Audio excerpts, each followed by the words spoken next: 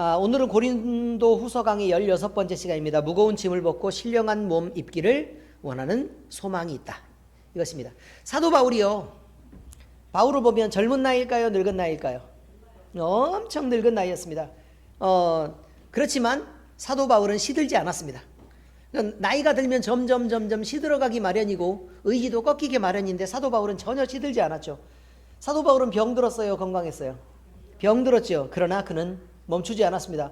병이 들면 의뢰 병원에나 좀 들어갈까? 삭신이 쑤시는데 집에나 좀 쉴까? 이런 생각이 있어야 되는데 있을 집도 사실은 별로 없었고 늘 밖에 나가 있었기 때문에 병들었으나 그는 멈추지 않았습니다. 그는 그가 사는 인생 내내 맹렬했고 정열적이었으며 달리고 또 달렸습니다. 이것은 이 세상과 육신이 가진 것들이 곧 끝날 것을 알았기 때문이었고 육신에 남아있는 그때만 기회라는 것을 또 본인이 알고 있었기 때문에 그 영생의 기회로 삼기 위해서 내가 남아있는 이 생을 어떻게 보내야만 내 영생하는 삶에서 이것이 지금 남아있는 이 육신의 삶이 도움이 될까라는 것을 생각하고 살았었다, 이런 말이죠. 그 기회는 단 한 번뿐이고 인생에게 주어진 각자의 시간은 또 언제 끝날지도 모르기 때문에 그저 바울은 열심히 살 수밖에 없었던 것입니다. 이것은 꼭 바울에게만 적용되는 것이 아니고 우리에게도 동일하게 적용되는 일입니다. 뿐만 아니라 나이 든 사람에게만 적용되는 게 아니고 우리 그 젊은 친구들한테도 충분히 적용되는 이 일이죠. 우리는 오늘 이것을 함께 나누려고 합니다. 우리 인생은 어디를 향해 가고 있습니까? 또 무엇을 바라고 또 무엇을 얻으려고 달리고 또 달립니까? 여러분이 달리는 맨 그 끝에는 무엇이 있습니까? 영화와 면류관이 있습니까? 아니면 허망한 욕심과 후회 그리고 돌이킬 수 없는 죽음의 공포가 기다리고 있습니까? 오늘 말씀을 나누는 중에 인생에 더 발견할 수 없는 귀한 진리를 발견하는 은혜가 있기를 예수 그리스도의 이름으로 축원합니다. 오늘 본문 말씀이 이렇습니다. 만일 땅에 있는 우리의 장막집이 무너지면, 이 말은 우리 육신이 죽으면 이런 뜻이에요. 장막집이 무너지면 하나님께서 지으신 집 곧 손으로 지은 것이 아니요 하늘에 있는 영원한 집이 우리에게 있는 줄 아느니라. 이제 새로운 몸을 입게 되는 것이다, 이런 말이죠. 참으로 우리가 여기 있어 탄식하며 하늘로부터 오는 우리 초소로 덧입기를 간절히 사모하노라. 자, 이것은 우리가 이 복잡한 육신을 벗고 이제 영원히 아프지도 않고 병들지도 않고 더 이상 돋보기도 계속 바꿔서 맞추지 않아도 되는 그런 몸 입기를 소원한다. 짓눌리지 않아도 되고 늘 어깨나 목이 아파가지고 삭신이 쑤셔야 될 필요도 없고 늘 장이 막혀가지고 배가 아프다고 투정할 필요도 없고 감기 걸려서 설사할 필요도 없고 그냥 그런 몸을 입기를 원한다, 이 말이에요. 그렇지 않습니까? 뿐만 아닙니다.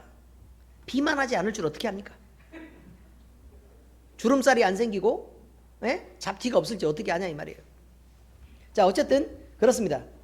안 입어봐가지고 잘 모르겠는데 어쨌든 우리가 상상하는 것 이상으로 완벽하지 않겠습니까? 하나님이 만드신 그 영원한 몸이 말이죠.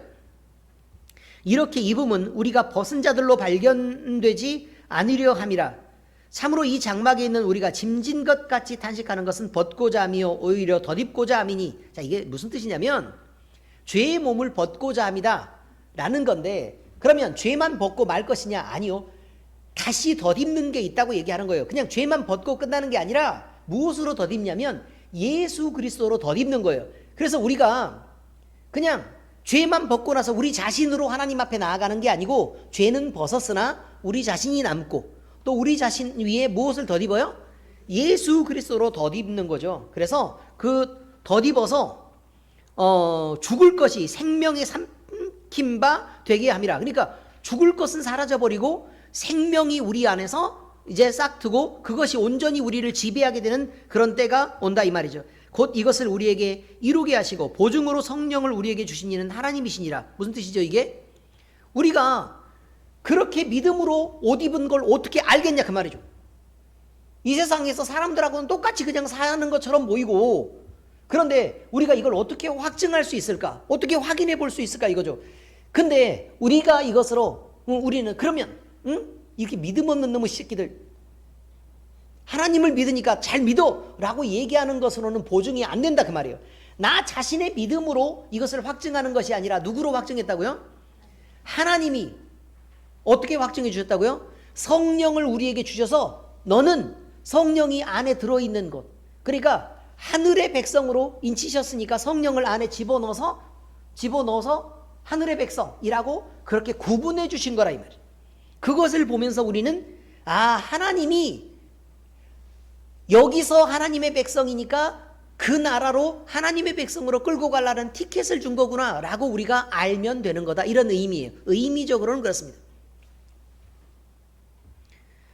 그러므로 우리가 항상 담대하여 몸으로 있을 때는 주와 따로 있는 줄 아노니 이는 우리가 믿음으로 행하고 보는 것으로 행하지 아니함이로다. 자, 이렇게 되어 있습니다. 그러니까 무슨 말이냐면 완전히 주님으로 100% 덧입은 것이 아니고 우리가 믿음을 가지고 살아가기는 하나 여전히 우리 육신을 생각하면서 살 수밖에 없는 그런 연약함을 갖고 살 수밖에 없는 그런 존재로 지금 현재 살고 있는 중이다. 그러나 우리는 믿음으로 살아가기 때문에 지금 현재 우리가 가진 것으로 살지 않고 우리가 소망하는 것이 우리의 동력이 되고 우리가 소망하는 나라가 우리가 가야 될 힘이 되는 그런 삶을 지금 살아가고 있는 거다라고 얘기하고 있는 것입니다.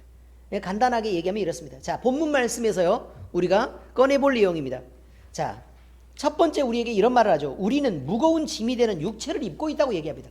여전히 육체를 입고 있는데 그 육체가 우리에게 자랑이 되는 게 아니고요, 육체는 짐이 된답니다.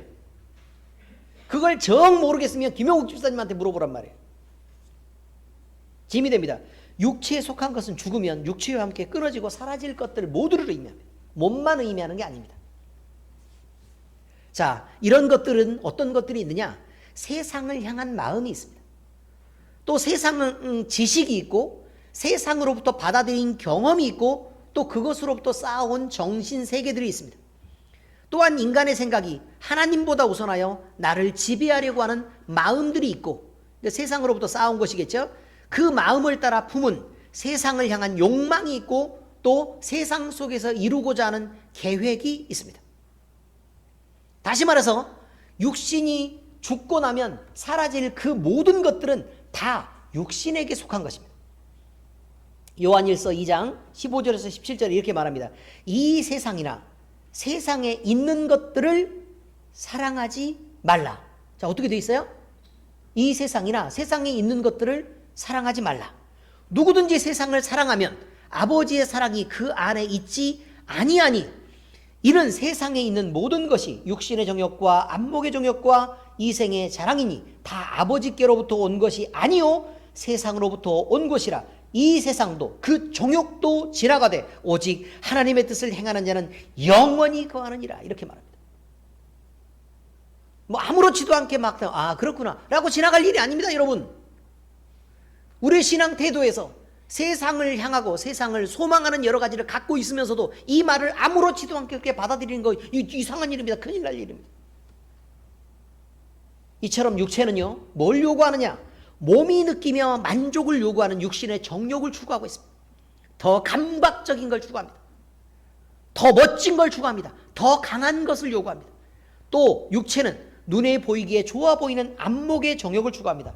더 건강해 보이는 것, 더 예뻐 보이는 것, 더 비싸게 보이고 더 고급지고 안락해 보이는 것을 누리고 싶어 한다는 말입니다. 육체는 이생의 자랑도 추구합니다. 돈 많은 걸 자랑하고 권력 있는 걸 자랑하고 많이 배우고 똑똑한 걸 자랑하고 지식이 많으며 친구가 많고 또 자식이 잘 되고 또 가정이 우리 가정은 남의 가정보다 훨씬 더 편안하지. 그래서 별일 없는 것을 또 자랑합니다. 자랑할 수만 있다면 우리는 감추지 않고 일일이 꺼내서 세세한 것까지 모두 자랑할 만한 그런 훌륭한 실력을 가졌습니다.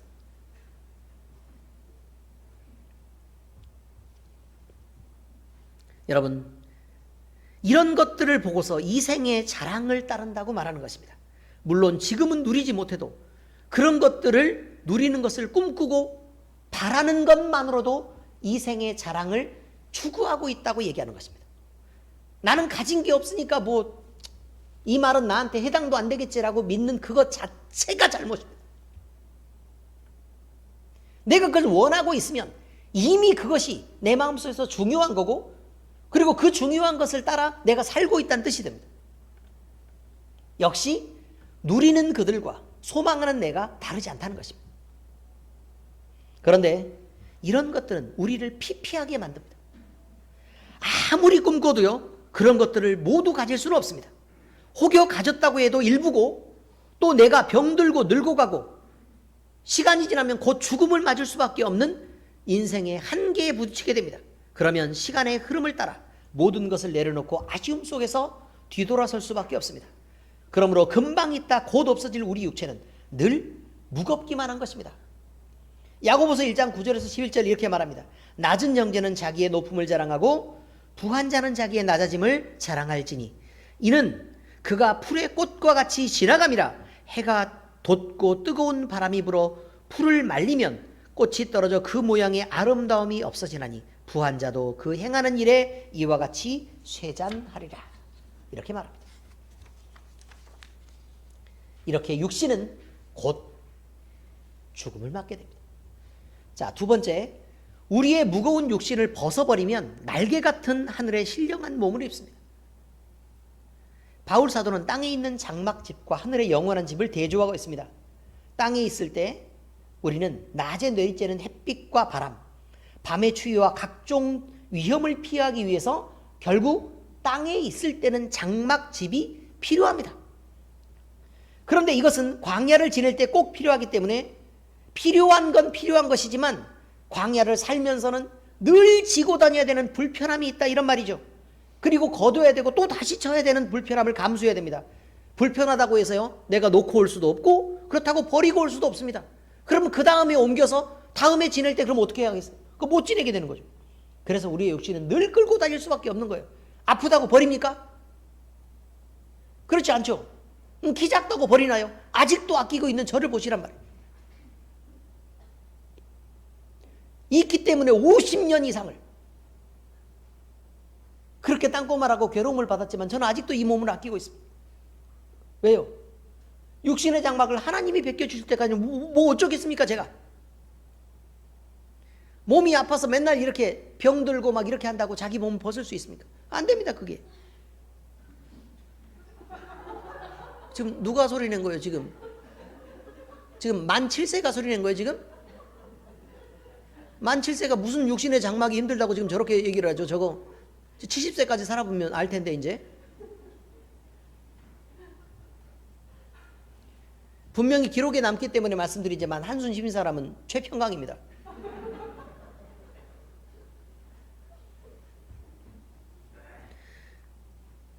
여러분, 시간이 지나 광야 여행을 끝내고 본 집에 돌아온 사람은요, 장막집에 거할 필요가 없어서 장막 버려도 됩니다. 본 집은 무겁게 지고 다니지 않아도 되고 마음껏 자유롭게 놀고 뛰며 사용할 수 있습니다. 그리고 돌아다니다가 집에 들어와서 자면 됩니다. 매일 걷거나 다시 펼칠 필요도 없는 그런 집이 있습니다. 우리는 이 땅 광야를 걷는 나그네 인생일 뿐입니다. 누구나 이 땅은 거쳐가는 것이지 영원히 사는 것이 아닙니다. 그러므로 이 땅 집은 우리의 소유가 아니라 전세나 월세쯤 되는 것이어서 부담스러운 것입니다. 자가가 좋죠, 자가가. 그렇죠? 네, 그렇습니다. 그러므로 이 땅 집은 우리의 소유가 아니라 전세나 월세라는 것을 분명히 우리는 생각하고 살아야 됩니다.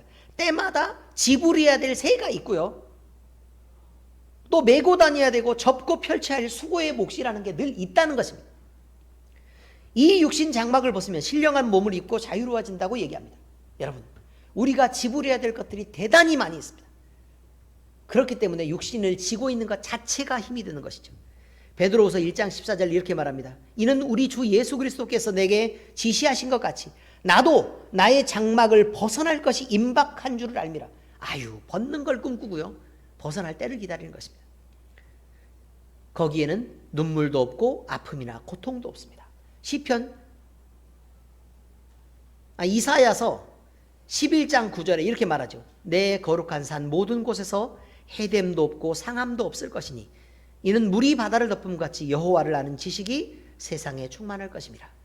이렇게요, 우리가 온전히 하나님의 나라를 회복되고 그 나라에 갈 때는 이런 귀찮은 거 벗으면 됩니다.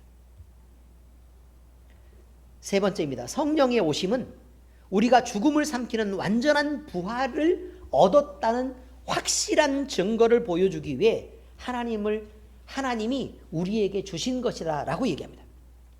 성령 세례는요, 아무에게나 주는 것 아닙니다, 여러분. 성령 하나님은 아무에게나 오는 것도 아닙니다. 성령 하나님은 반드시 태초부터 구원을 예정하신 당신의 자녀들에게만 주시는 것입니다. 대단히 중요한 것입니다. 아무나 받는 게 아닙니다, 여러분.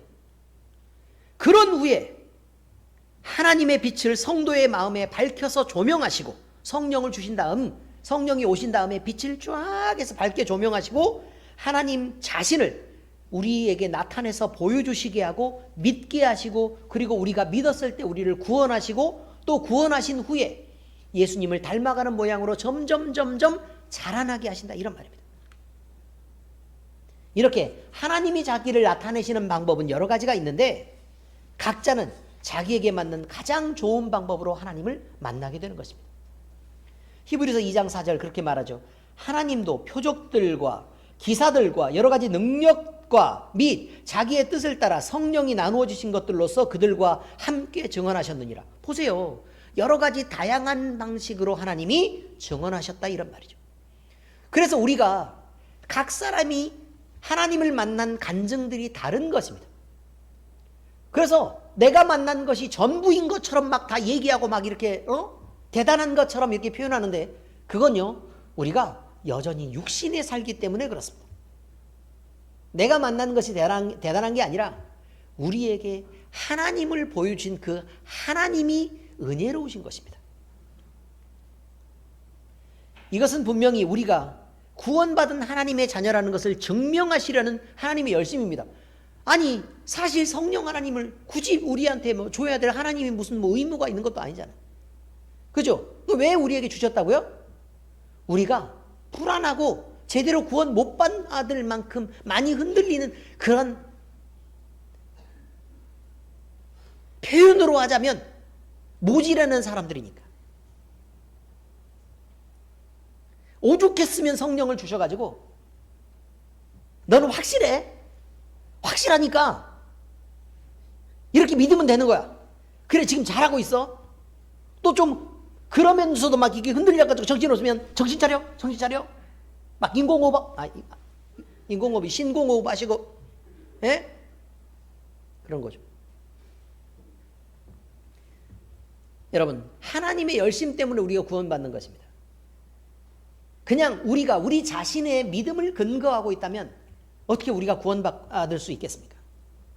하나님은 그래서 우리의 구원이 은혜라고 얘기하는 것입니다. 은혜가 무슨 뜻이죠? 값없이 주었다는 것이죠. 값없이 주었다. 우리의 믿음으로 구원받는 게 맞습니다. 그러나 믿음을 그대로 방치하면 구원받을 수 있는 사람이 한 명도 없다고 얘기합니다. 성경의 기록이 그렇습니다. 그래서 하나님은 우리에게 성령을 주셔서 우리를 도와주셔서 구원받을 자리까지 끌고 가신답니다.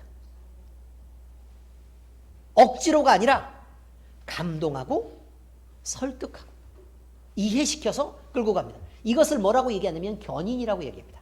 자라나게 하신다. 근데 여전히 자라지 않고 그저 육신에 머무르면서 세상 것을 누리고 즐기려고 하는 많은 사람들은 여전히 육신에 머무르고 있는 사람이라는 뜻이 됩니다. 구원은 하나님을 회복하고 하나님과 영원히 함께 사는 것을 의미합니다. 그러므로 여기에도 구원이 있고 그 나라에도 구원이 있는 것입니다. 여기에서 얻는 구원은 영원한 구원을 얻을 것에 대한 보장으로 약속받은 구원이고, 그 나라에 가는 것은 완성된 구원을 의미하는 것이죠. 로마서 8장 16절에서 17절 중반까지 읽어드리면 이렇습니다. 성령이 친히 우리의 영과 더불어 우리가 하나님의 자녀인 것을 증언하시나니, 자녀이면 또한 상속자 곧 하나님의 상속자여 그리스도와 함께한 상속자니, 이렇게 말합니다. 하나님이 증언하신다, 이 말이죠. 하나님이 증언하시고 증명하신다. 우리가요, 돈을 빌리고 싶은데요, 돈을 빌리고 싶은데 우리의 신용이 도저히 안 돼요. 뭘 세우죠? 보증을 세우죠. 근데 보증이 막 어마어마한, 우리가 막 상상도 안 되는 막 엄청난 부자란 말이에요. 그죠? 그러면 우리를 보고 빌려주는 게 아니죠. 돈을 빌려주면 누굴 보고 빌려줘요? 보증인과 담보를 보고 빌려주는 거죠. 이해가 됐습니까? 근데 하나님이 우리의 보증이 돼요. 그러면요. 그럼 당연히 빌려줘야 되는데, 은행에서는 목사님들한테는 돈 안 빌려준다는데요. 하도 믿음으로 빌려가고 안 갚아서.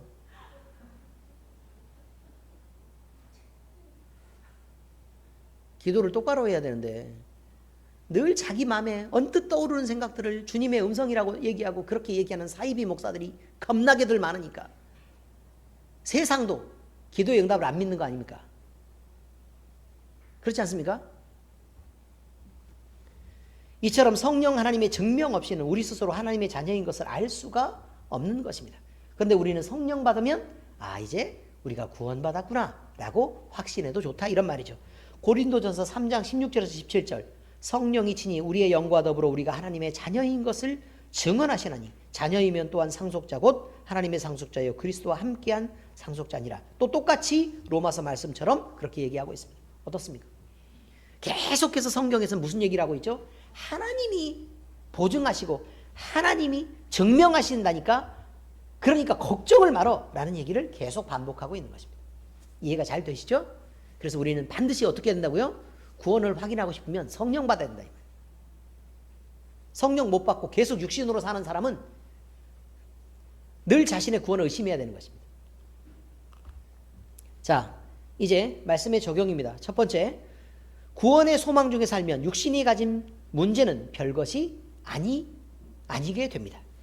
부유하게 살거나 어렵게 사는 문제, 세상에서 말이죠. 편하게 살거나 고생스럽게 사는 문제, 세상을 누리면서 살거나 또는 못 누리면서 사는 그런 문제들은 육신만을 사는 인생에게는 대단히 중요한 문제가 아닐 수가 없습니다. 왜냐하면 단 한 번 살면서요 곧 죽을 건데 이제 곧 끝나요. 근데 누리지도 못하고 죽도록 고생만 하고 못 먹고 구질구질하고 어렵고 간신히 버티면서 살았던 인생이 내 인생이라고 생각하면, 그리고 그것으로 끝나고 소멸되는 것이라고 생각하면 죽을 때가 돼서 얼마나 아쉽고 후회스럽고 원망스럽고 한탄스럽겠습니까? 이해가 되십니까? 그렇겠죠. 그런데 여러분, 그게 이해가 된 사람들은 잘 다시 생각해 보시기 바랍니다. 어차피 소멸하고 끝날 인생입니다. 지나가는 개미 한 마리하고 똑같은 거예요. 그 개미가 밥을 많이 먹은 개미나 밥을 덜 먹은 개미나 무슨 차이가 있습니까? 훌륭하고 예쁜 배경 속에서 강이 보이는 데서 살았던 개미와 그냥 그저 굴에 살았던 개미가 무슨 차이가 있단 말입니까? 어떤 개미는 아파트에 숨어서 살아가지고 약을 피해서 그 사이에 숨어서 아파트 생활을 했습니다. 뭐가 다를까요? 아프리카 밀림에 사는 개미랑 엄청 수준의 차이가 있습니까? 도시 살아서?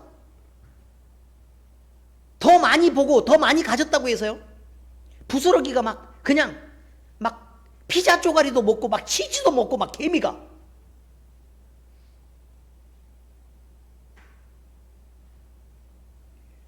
바삭바삭한 치킨 가루도 먹고, 그럼 이렇게 먹은 개미는 그저 나무 조각이나 잘라 먹던 그런 개미와 수준이 엄청 다릅니까, 여러분? 잘 생각해 보시기 바랍니다.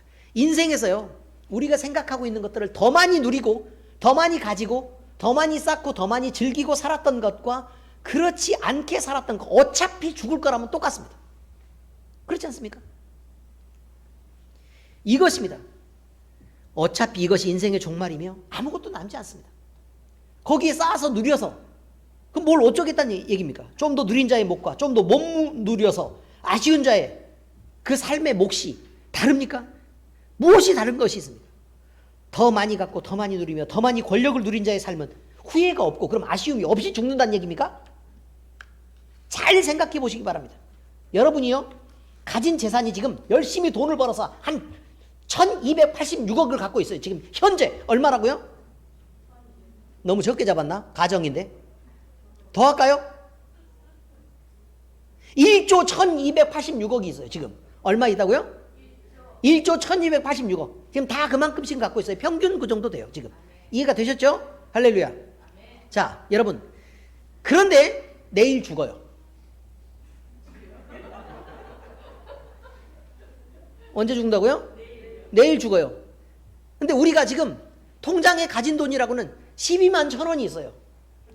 그럼 12만 1,000원 있는 거하고 1조 얼마라 그랬죠? 너무 많아가지고. 1조 1286억. 자, 여러분 누가 더 아쉬움이 많이 났겠습니까? 많이 가진 놈이 아쉬운 거예요.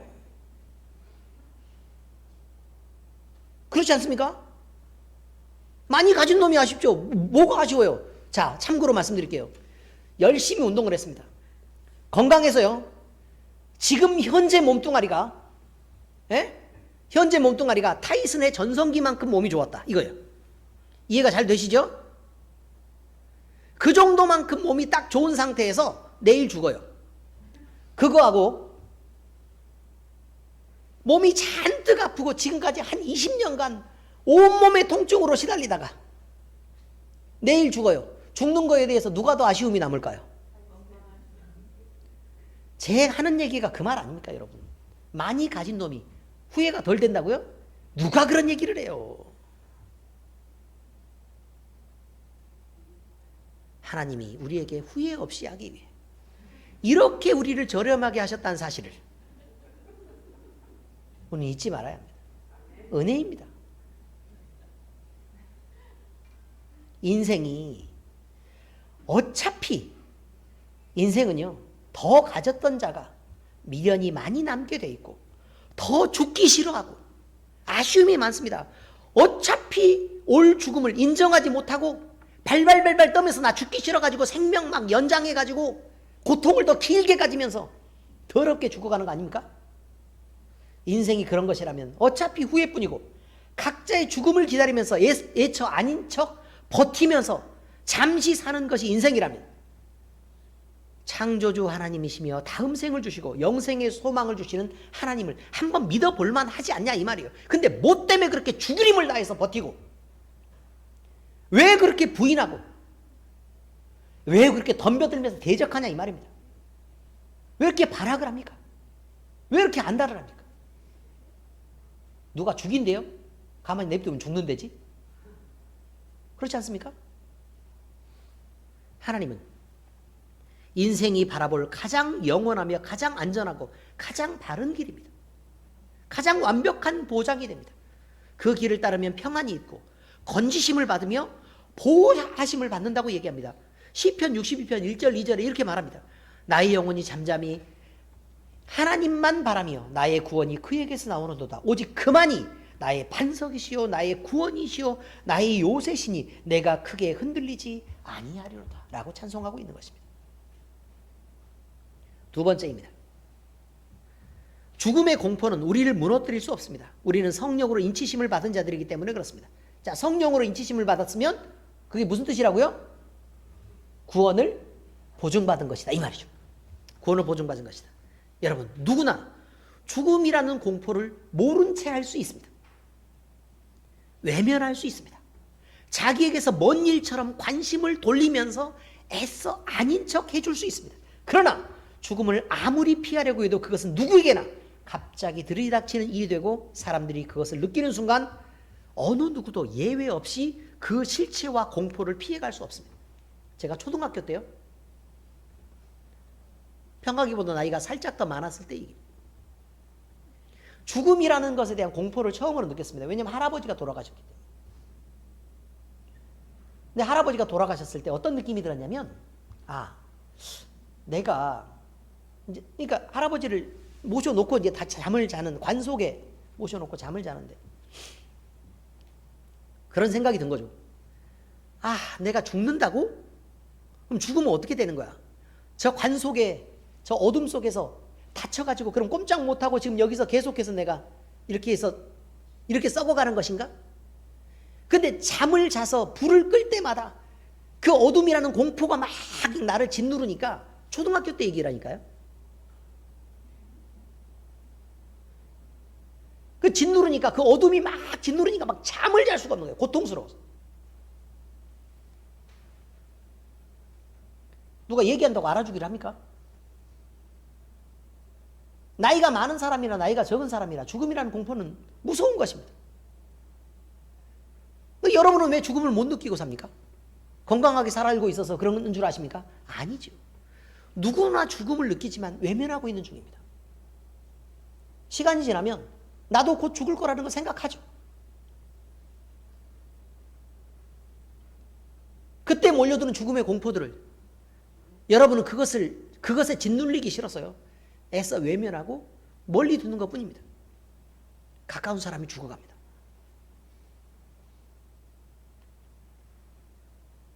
그때 나도 죽을 걸 왜 모르겠습니까? 여러분, 준비하셔야 합니다. 그냥 죽을 수 있습니까?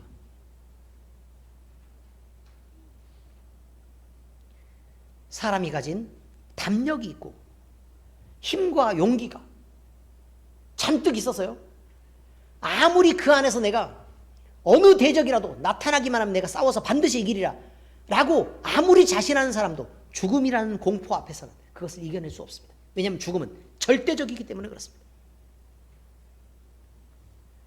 죽음이 절대적인 것은 여기 있는 사람이 가진 그 무엇으로도 이것을 피해갈 수 없기 때문에 그렇습니다. 혈과 육에 속한 자들은 모두 죽음을 생각하면 두려움에 떨게 되고, 그것이 언제 올지 몰라 그 공포에 사로잡힌 자들은 인생을 외면하면서 열심히 내가 살면 뭐해, 내가 공부해가지고 뭐 벌면 뭐해, 언제 죽을지도 모르잖아 사실. 그렇지 않습니까? 잘 먹으면 또 뭐해, 또 예쁘게 살면 뭐해, 남한테 잘하면 뭐해, 이런 생각을 늘 할 수밖에 없다 이 말입니다. 그래서 회의론에 빠지고 납니다. 곧 죽을 거 내가 양보하고 살면 뭐하냐고. 그렇지 않습니까? 그러나 우리는 이 세상 사람이 아닙니다. 우리는 하나님의 자녀입니다. 그래서 우리는 분명히 다릅니다. 죽음은 죄의 결과이며 사탄이 가진 권세라는 것을 우리는 분명히 알고 있습니다. 세상 사람들은 육신으로 살다가 그것이 죽으면 심판으로 끝나겠지만 우리는 원래 있었던 하나님 품으로 돌아가야 합니다. 영원한 행복으로 다음 생을 살아야 하는 준비를 하고 있어야 됩니다. 그래서 언제 시작되었는지도 모를 이런 말을 우리는 지금 사용하고 있습니다. 돌아가셨다. 이것은 육신은 흙으로 돌아가고 영혼은 하나님께로 돌아간다는 말입니다. 흙으로 돌아가셨다가 아니고 그냥 돌아가셨다입니다. 근데 우리는 누구나 생각할 때 흙으로 돌아갔다라는 것보다 우리가 느끼는 느낌은, 아, 하나님께로 돌아갔구나. 어떻게 그런 말을 알고 썼지? 그 무식했던 과거의 사람들이, 우리는 과학이 발전하고 지식이 발전했으니까 영혼의 존재도 알고 이렇게 했겠지만 그때 사람들 어떻게 썼지? 아니요, 그렇지 않습니다. 하나님은 알만한 것들을 사람에게 부어주셨고 하나님께로 돌아가고자 하는 소망들을 주셨기 때문에 사람만 종교가 있는 것입니다. 예수님은 세상 죄를 멸하시려고 십자가의 죽음을 받아들이셨습니다. 그리고 죽음이라는 마귀의 절대적인 권세를 깨뜨리고 부활하시면서 승리하셨습니다. 이제 예수님이 쟁취하신 죄의 대속과 그리고 그의 부활이 우리의 권리가 되어서 돌아왔습니다. 그래서 그것이 우리의 부활이 되고 또 우리의 죄의 대속의 역사가 능력으로 나타나서 우리의 구원이 완성되는 것입니다. 우리는 이 사실을 확인하고 싶어 합니다. 그래서 하나님이 우리가 영원한 생명을 보장받았다는 것을 보증하시는 징표로 성령을 우리에게 주신 것입니다. 즉 하나님의 성전된 사람에게, 하나님이 성전이니까 누가 있어야 돼요? 성전이 뭐 하는 건데요? 코로나가 아니고 재채기입니다. 나이가 들면 근육이 마음대로 조정이 되지 않습니다. 아멘? 어휴, 아멘 안 한 사람들이 젊은 사람들입니다. 그렇게 얌전하게 설교해야 되는데요. 그렇죠. 자, 여러분, 이것이요, 성령을 우리에게 주셨는데 성령이란 하나님이시잖아요. 그죠? 우리 안에 왔다는 건 성령이, 하나님이 머무시는 장소를 뭐라고 얘기해요? 성전이라고 얘기하죠. 그죠? 우리 몸을 성전 삼았다는 얘기는 하나님이 우리에게 오셨다는 얘기예요. 그럼 하나님 우리와 함께 산다는 얘기겠죠. 그죠? 이것을 지금 이 땅에서 우리에게 보여주시는 이유가 뭐라고요? 너 죽어서도 나중에 그 나라에 가서도 나랑 함께 사는 사람이야. 너는 이라는 걸 보증하시기 위해서 그렇다 이 말이에요. 그러므로 하나님이 미리 오셔서 함께 사시다가 우리를 하나님 품으로 데려가실 그때에 우리랑 함께 움직이시는 것입니다. 우리는 이렇게 성령으로 인치심을 받았습니다. 히브리서 2장 14절 15절에 이렇게 말합니다. 자녀들은 혈과 육에 속하였으며 그도 또한 같은 모양으로 혈과 육을 함께 지니심은 죽음을 통하여 죽음의 세력을 잡은 자 곧 마귀를 멸하시며 또 죽기를 무서워함으로 한평생 매어 종노릇하는 모든 자들을 놓아주려 하심이니. 누가 하셨다고요?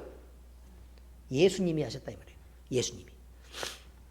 우리 이전에 신앙의 선배들이 또 있습니다. 신앙의 선배들은 믿음으로요, 이 세상이 전부가 아니라고 인정하고 믿음으로 준비하는 삶을 살기로 해서 그들은 나그네의 삶을 살기를 선택하고 살았고 또 그 삶을 기뻐했었다고 기록되어 있습니다. 하나님께 돌아가기를 바라서 자기들의 믿음을 지켜냈던 것입니다. 돌아가시기 위해서 살았던 것이죠. 우리는요, 살기 위해 사는 게 아닙니다. 돌아가기 위해 사는 것입니다.